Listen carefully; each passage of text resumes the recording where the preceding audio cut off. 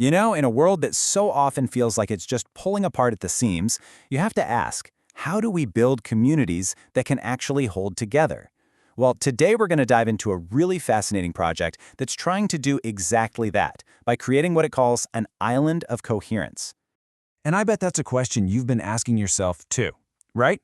When everything, from the climate to our social fabric, feels just a little shaky, where do you even find solid ground? This is the fundamental challenge we're going to unpack together. You know, there's actually a word for this feeling, a polycrisis. It's this idea that we're not just dealing with one thing at a time. It's a perfect storm where ecological breakdown, social distrust, and climate chaos are all tangled up, feeding into each other. And that chaotic sea, that's what we're all trying to navigate right now. So how do you possibly find stability in a storm like that? Well, the answer this project proposes is pretty interesting. It's not about trying to fight the entire ocean all at once. It's about building something smaller, something stronger, an island of coherence. Okay, so what exactly is an island of coherence? Well, picture a small pocket of order that starts to form in the middle of all that chaos. It's a community, right? A place where shared values and real, deep trust let people work together in a way that's aligned with their environment. They create a pattern that doesn't just survive, it actually starts to heal and regenerate itself. And this is where it gets really, really hopeful. This isn't just some nice idea or a cute metaphor. It's actually backed by science.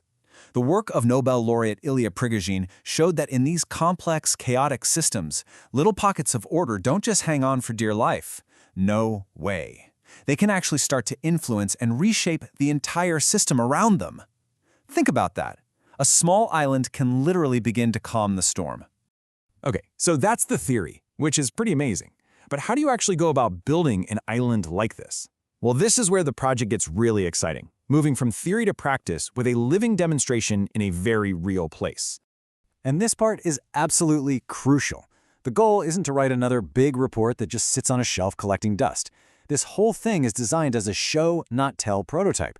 It's about proving that this kind of regenerative community can actually work, right here, right now, in the real world. And that demonstration is taking root in Santa Barbara, California. The vision is for the entire city to become a kind of living transformation hub, a place where sustainability, leadership, and community connection can all grow and evolve together, out in the open for everyone to learn from. So what are the key ingredients for an ecosystem like this? Well, it all starts with deep community listening and building a way to govern that's really rooted in trust. It's about bringing different generations together, tapping into local ecological wisdom, and coordinating action across the entire city. And all of this is supported, but never controlled, by technology. Now, a vision this big, it doesn't happen on its own. It needs a really powerful partnership to get it off the ground. So let's take a look at the key players who are acting as the anchors for this whole transformation. At the very heart of this initiative, you've got this really unique partnership. On one side, there's Fielding Graduate University, bringing all this incredible expertise in human development and leadership. And on the other, you have World System Solutions, which provides a powerful collaboration platform called Phoenix. I absolutely love the metaphor they use for their roles. Think of Fielding as the anchor. It's what grounds the project in solid research and keeps the focus on human flourishing and ecology. Meanwhile, the Phoenix technology is the scaffolding. It's not the building itself, you see? It's the support structure that helps the community build its own future, just more transparently and effectively. So let's get down to brass tacks. On the ground, the work comes to life through these collaborative pillars. We're talking about community workshops, leadership training, coaching, and even circles for innovation and healing. Each one of these pieces is designed to build the trust and the skills needed for that central transformation hub to really thrive. And I have to pause and really emphasize this, because it is so important. This is not some top-down plan being forced on people. The entire project is built on a foundation of trust, participation, and consent. The core idea is that the community members themselves are the co-authors of their own future. They're the ones writing the story. Of course, a vision like this needs a practical roadmap, and it has one. The whole thing unfolds over 3 years.